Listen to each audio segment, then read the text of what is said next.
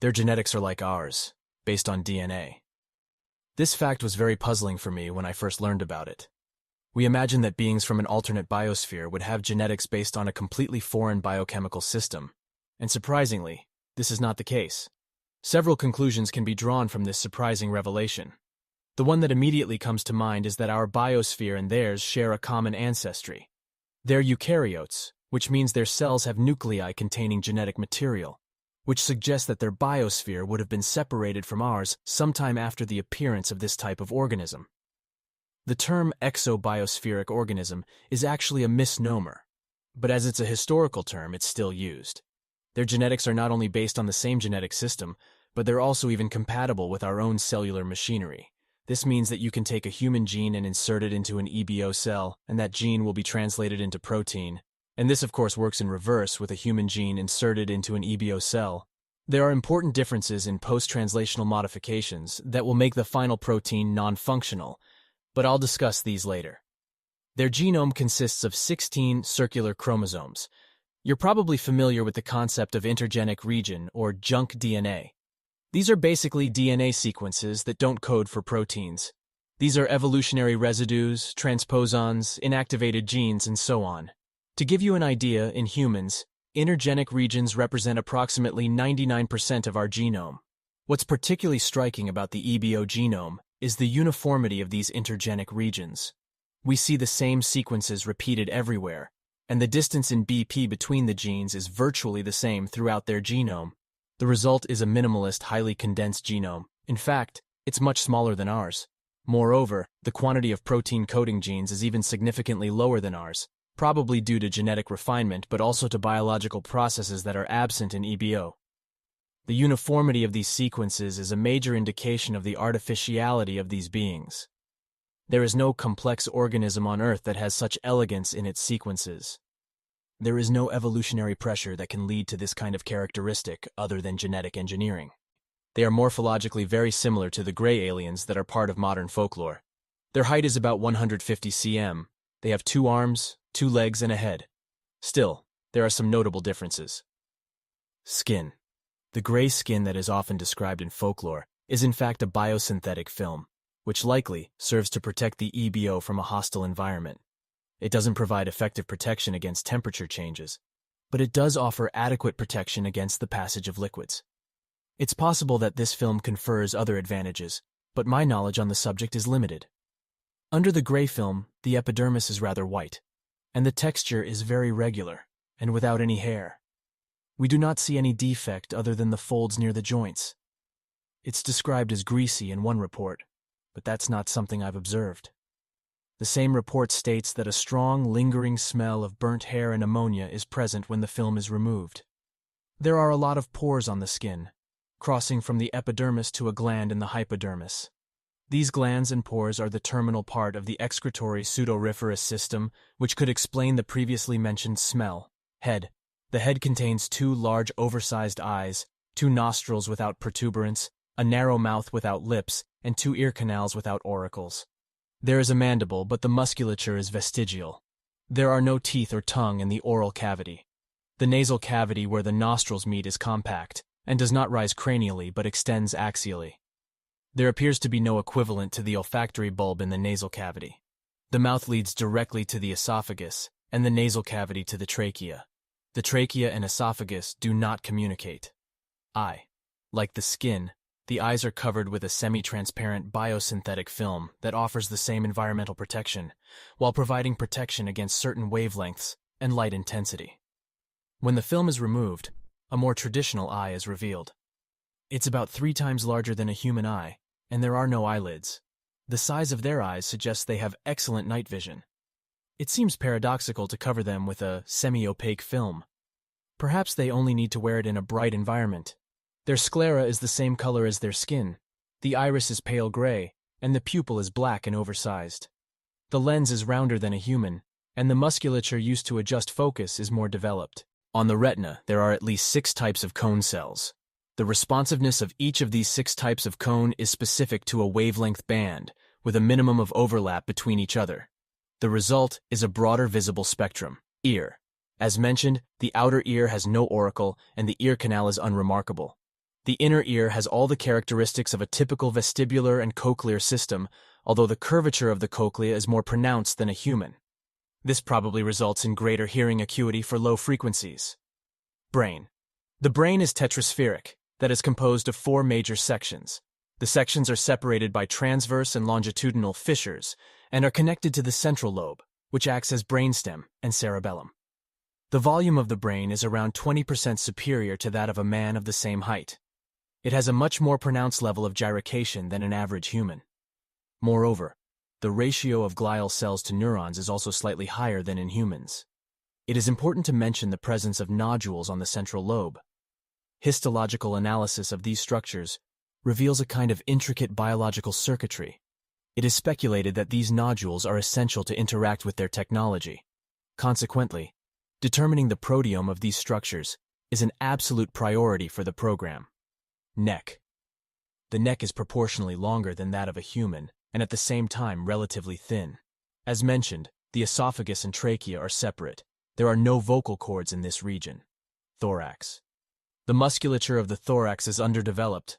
Muscles equivalent to the pectoralis major can be seen. We can also see the trapezius and deltoid muscles. The sternocleidomastoids are well defined. The ribs and sternum are clearly visible. There are no nipples. Abdomen. The abdomen is wider than the thorax and bulges slightly forward. There is no navel. Pelvis. The pelvic bones are apparent. There are no genitals or anus. Hands and feet. Their hands have 4 digits, including an opposable thumb on the medial side. They have no nails, and the texture of their fingerprints is composed of concentric circles. Fingers are proportionally much longer than in humans. Unlike humans, finger musculature is entirely intrinsic to the hand. In other words, the muscles used to move the fingers are not in the forearms but entirely located in the hands. At first glance, the feet consist of just 2 digits, but a necropsy soon determined that each toe was made of 2 fused digits. The medial toe is marginally longer than the distal toe. The feet are relatively longer and narrower than in a human. Their musculature, however, is vestigial. The EBO's endoskeleton is very similar to ours, at least in terms of composition. There's collagen, hydroxyapatite, but also copper oxide crystals where marrow would normally be found. The role of these crystals has not been established, but it is not a crystallopathic condition. The blood cells of the myeloid lineage, or the equivalent for these creatures, therefore mature in a different location than in humans, that is in the thymus-like organ. A transverse section of the bone reveals osteon and osteocytes. There appear to be few osteoblasts and no osteoclasts. This indicates that the bones are no longer growing and cannot absorb the minerals present or adapt mechanically to changes in posture. Biological system, respiratory system. Their cellular respiration is equivalent to ours, that is, they need to oxidize organic components to produce energy.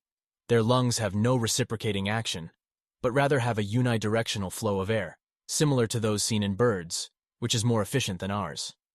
It is speculated that this is in response to the brain's elevated metabolic needs. Vocalization is produced by vibration of the wall membrane at the junction between the 2 air sacs. The circulatory system of EBOs is rather analogous to ours. The heart is located in the mediastinum, but in a more medial position, directly beneath the sternum. The heart has 2 ventricles and 2 atria. There is an aorta, a pulmonary vein, a pulmonary artery, and a vena cava. Blood flowing to the pulmonary capillaries via the pulmonary artery is pumped against the flow of air, maximizing gas exchange efficiency. The blood-gas barrier is relatively narrow in these capillaries, at least compared to a human. Then oxygen-rich blood is returned to the heart and then expelled into the aorta and the rest of the body. Before returning to the heart, the blood will pass through the hepatorenal organ which, among other things, filters and controls osmotic pressure of the blood. The blood itself is also analogous to that of a human. However, the proportion of plasma is much higher. Albumin is in similar proportion, hormone levels are much lower, metal ion levels are much higher, particularly copper, and glucose levels are significantly higher. The color of the blood is brownish, given the higher proportion of plasma and concentration of metal ions. On the cellular side, there are erythrocytes which, in addition to hemoglobin for binding oxygen, display several complexes capable of binding copper ions. It's not clear what role these copper ions play, but we believe it neutralizes blood ammonia, among other things. Several cell types with leukocyte characteristics have been observed, but no comprehensive knowledge of them exists. Platelets are present. but in smaller proportions than in humans. Excreto-sudoriferous system. This system is completely different from what I've seen. As mentioned earlier, there is no large orifice, like an anus or urethra, to get rid of biological waste. Instead, there are countless small pores on the surface of the skin. There's a large medial organ called the hepatorenal organ, which acts as both kidney and liver and is central to maintaining homeostasis.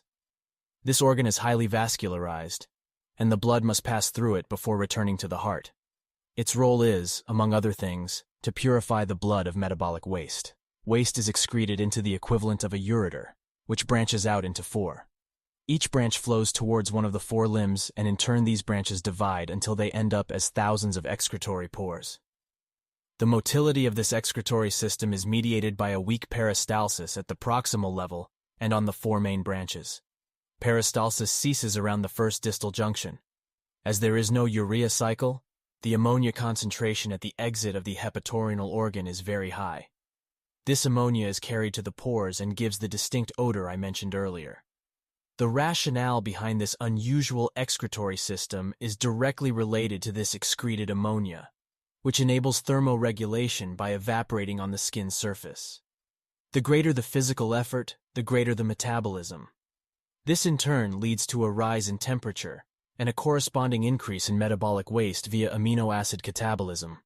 This leads to an increase in filtration and ammonia excretion, which ultimately lowers body temperature. Digestive system. The digestive system is extremely underdeveloped. There's no stomach in the familiar sense. However, there is a pseudostomach located at the transition between the thoracic and abdominal cavities. This organ is not involved in digestion but only serves as a reservoir. A sphincter controls the flow of food into the intestine. The intestine is limited to the equivalent of our small intestine. That is, it only serves to absorb liquids and nutrients and acts as the main digestion site. It has villi and microvilli like ours. The intestine ends in the hepatorenal organ, where non-digested matter is transported to the ureter and excretory system. Residues are dissolved in the ammonia of metabolic waste for excretion. There's an organ near the pseudostomachal sphincter that secretes digestive enzymes directly into the intestine. This organ is inspirationally called the digestive organ. It secretes mainly proteolytic enzymes and glycoside hydrolases. Given the absence of teeth, the narrowness and rigidity of the esophagus, the absence of a true stomach, and the absence of defecation, it is strongly believed that EBOs can only consume food in liquid form. It is assumed that, given the high metabolic needs of their brains, this food would have a high carbohydrate concentration. In order to meet other metabolic needs, there must also be a high protein content in the food consumed. These two statements are supported by the type of enzyme secreted by the digestive organ. It is therefore speculated that the food consumed is a sort of broth rich in sugar and protein, which probably also has a high copper content. Given the strict limitations on the type of food that they can consume, it's unlikely that this type of creature could survive in our biosphere without technological support. Endocrine system. Knowledge of the endocrine system is minimal. We know that cells are receptive to bovine growth hormones, so it's assumed that certain functions are regulated by such a system. Endocrine mechanisms are very complex, and it goes without saying that they are best studied on living subjects. Immune system. The immune system is another unknown. There seems to be an innate immune system, but there doesn't seem to be any adaptive immunity, at least not similar to what is known. There's a thymus-like organ near the heart that's proportionally larger than in humans. This organ seems to be where all blood cells mature. Some cells have leukocyte characteristics such as granularity. The immune cells that germinate here have a high copper concentration. The surface receptors of innate immune cells have not yet been characterized, so we might as well say that all the work remains to be done. Nervous system. The nervous system is also relatively similar. The spinal cord begins at the base of the central lobe of the brain and propagates down the vertebral column. In the vertebrae, there are ganglia made of afferent and efferent neurons. In short, other than the CNS, there is nothing out of the ordinary. Musculoskeletal system. The musculoskeletal system is very ordinary, albeit underdeveloped. Most of the human skeletal muscles have an equivalent. Only the hands, feet, and forearms are different. It should be noted that the proportion of type 1 and type 2 muscle fibers is different from that in a human. Indeed, type 1 outnumbers type 2 by about a factor of 10. Artificial system.